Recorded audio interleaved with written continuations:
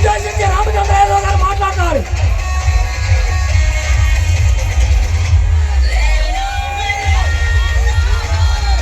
మహాశివరాత్రి సందర్భంగా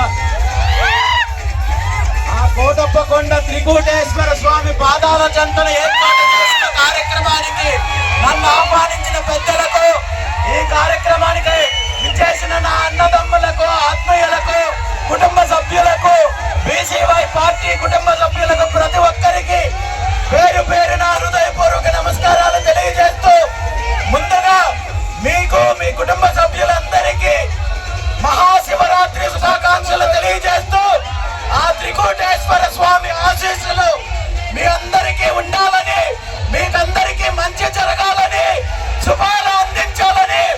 మనస్ఫూర్తిగా కోరుకుంటూ, ఈ ఆదివారం రోజు మనము మహాశివరాత్రి జాతర ఇక్కడ చూస్తున్నాం. వచ్చే ఆదివారము ఏ రాష్ట్రంలో ఉన్న